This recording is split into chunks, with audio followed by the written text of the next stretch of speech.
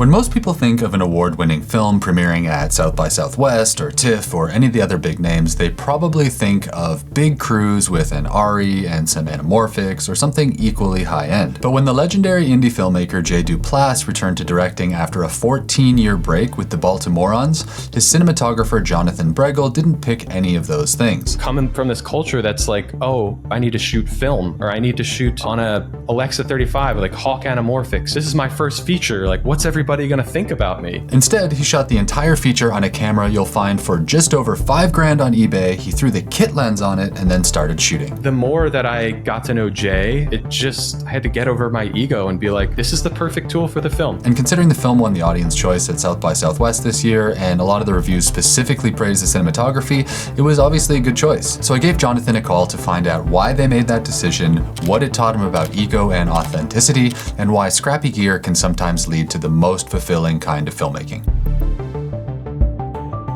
So it's no secret that you can get an incredible cinematic image on pretty much any decent camera these days if you know what you're doing. I mean, some of the biggest releases in the last few years, like Civil War and 28 Years Later and The Creator, have all been shot on cameras you can get for a few $1,000s on Amazon. Now granted, there was a lot more than just the choice of camera that went into making those movies look the way they do, but the point is that raw image quality isn't really a problem for modern filmmakers. But still, when I found out that Jonathan decided to shoot J. Duplass's first film in 14 years on a Sony FX6 with a beefed up kit lens, I was just not expecting that. Because if you don't know anything about Jonathan or his background, he's not some upstart in the business. He was actually one of the founders of Variable, a small but highly successful commercial agency that exploded into the commercial world a few years ago, and they've made ads for some of the biggest brands in the world at the very highest levels. But it's the way they broke in that's most interesting for this conversation. Yeah, so when we were coming in, I think the first ingredient was just like the passion and excitement of like just getting out of film school.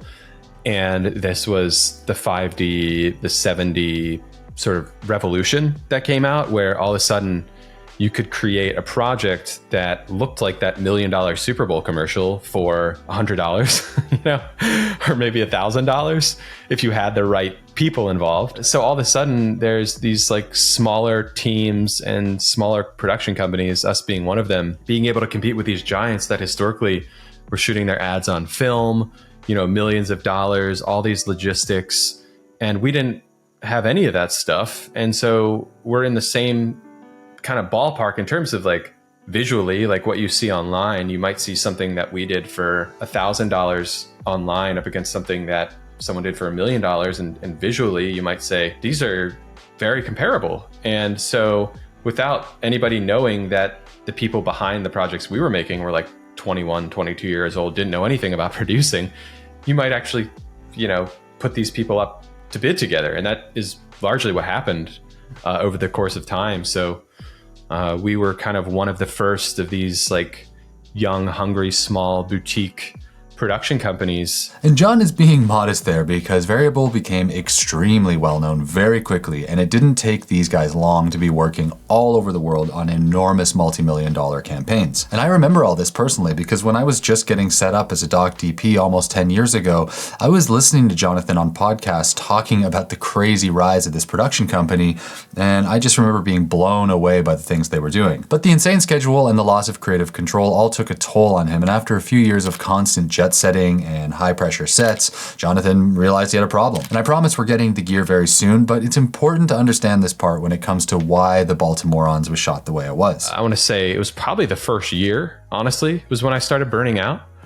And but not having the vocabulary to know so, what I did was I decided to take Adderall, and because I was diagnosed ADHD in high school, I took Adderall one day in high school, and I remember just like crushing all my classes and just feeling like it was like a superpower, like I could focus for the first time in my life.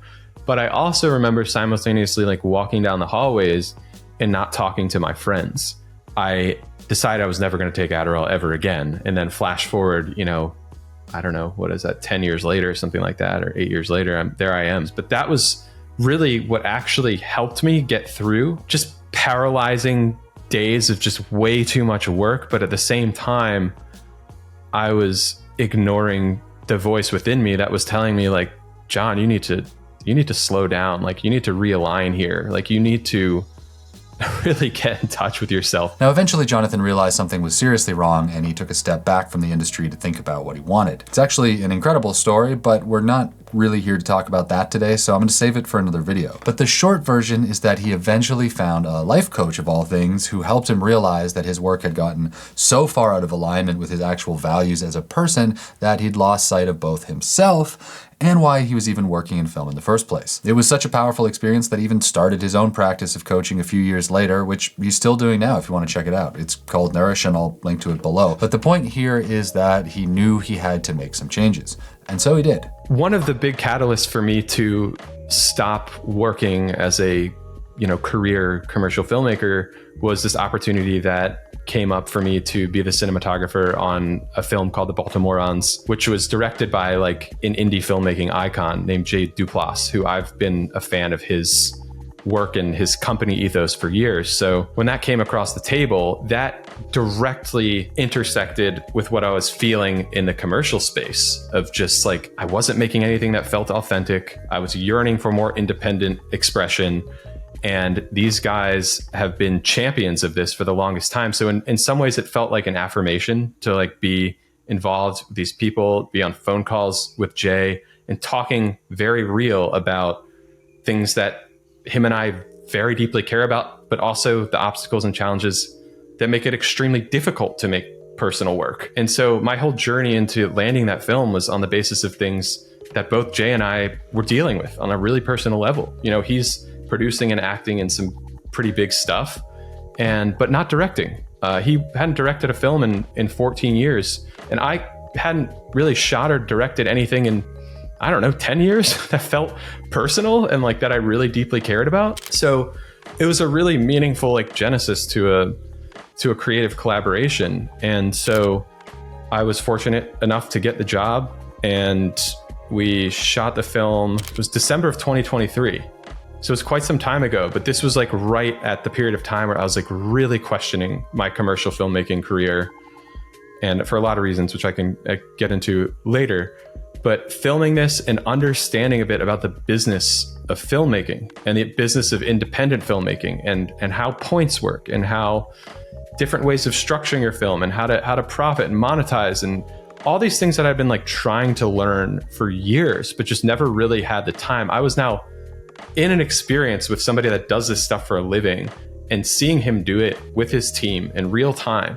And I was like, this is just incredibly inspiring to see that there is a way to be a filmmaker that is unconventional from what I knew, which was being a commercial filmmaker, which is doing things that are given to you that aren't your own property, and pivoting, to doing things that are completely original and self-funded and backed by a really robust production company, Duplass Brothers Productions. To be a part of that was just like such a gift at that point in my life. Now, Jay Duplass and both of the Duplass brothers really are very big names in the indie film world, and as their DP, Jonathan obviously wanted to make sure his images lived up to their reputation. So he started by looking at all the standard high-end stuff before ultimately figuring out that the right camera was a sub $10,000 prosumer camera. It was a real visceral response to a camera test that we did in person in Baltimore a couple of days before we started filming. And we tried the cool primes, we tried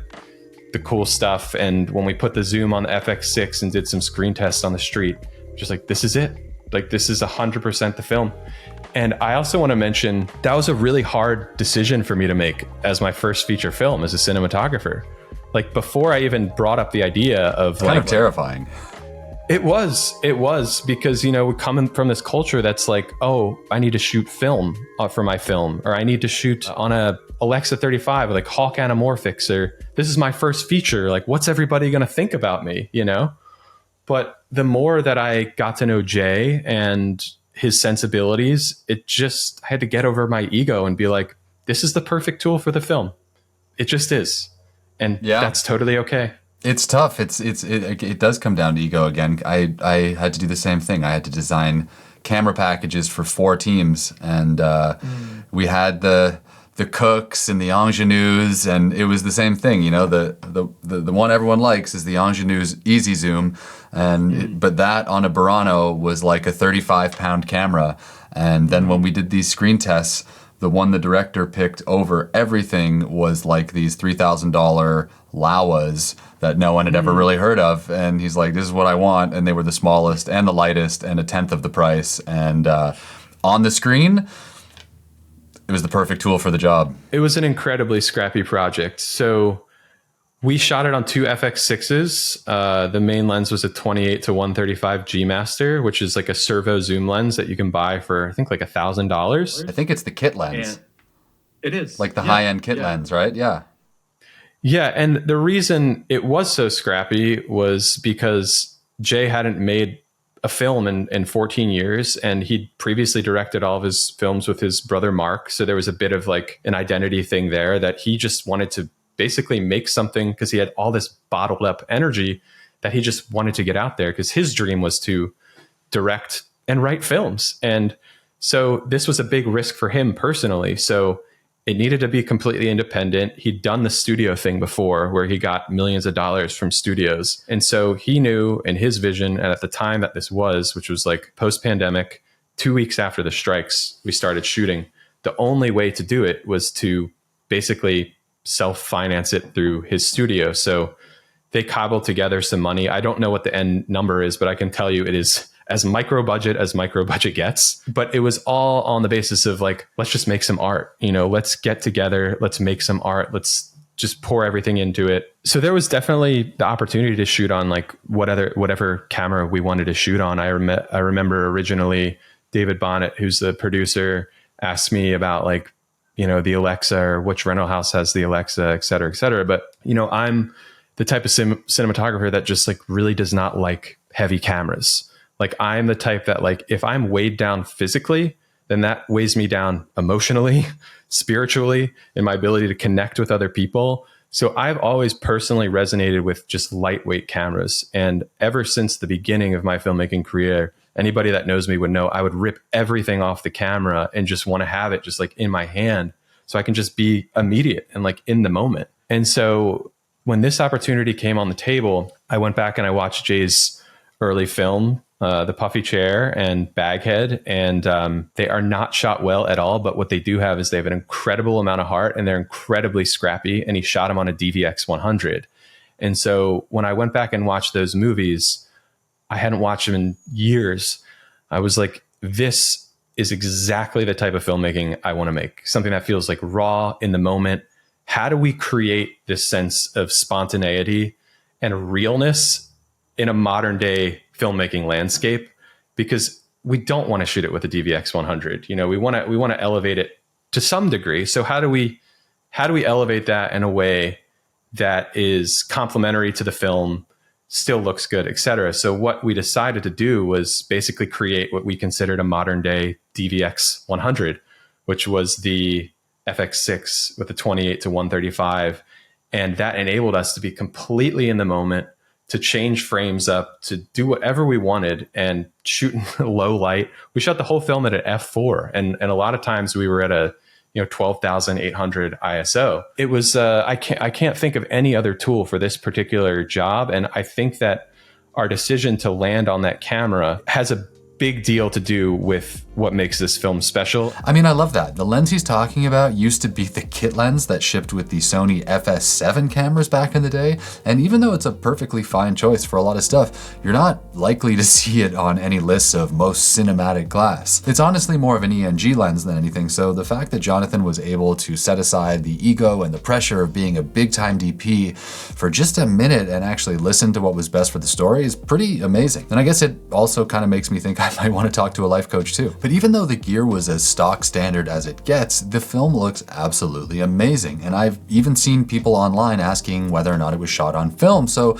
it's really just proof that there's so much more to this than just the specs. And in Jonathan's opinion, if you want to have staying power in this industry, you also need to go deeper than just gear. In the circles of filmmakers that I'm in and I'm involved with, it's very much about tuning into your inner voice. Like, who are you? What are you about? What do you have to offer?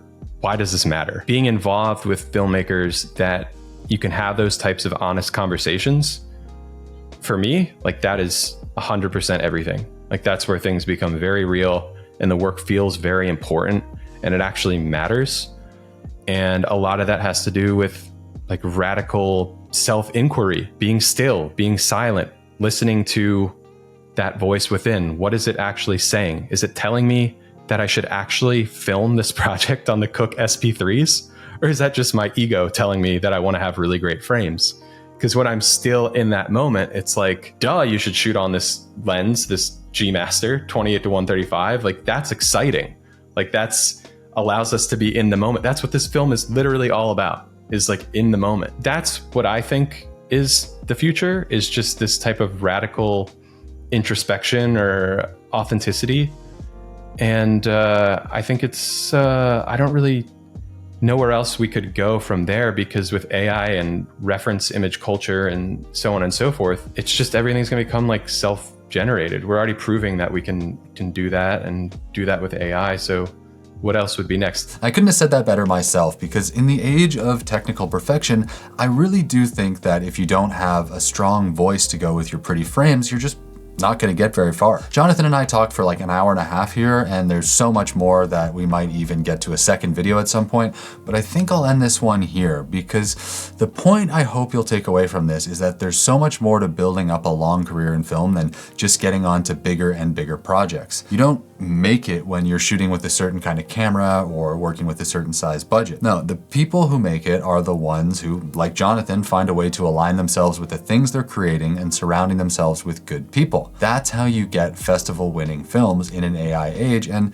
in my opinion anyways, that's where the best stories of the future are going to come from. And don't forget to check out Jon's coaching business if you're looking for a bit of help, so I'll link to everything below. See ya!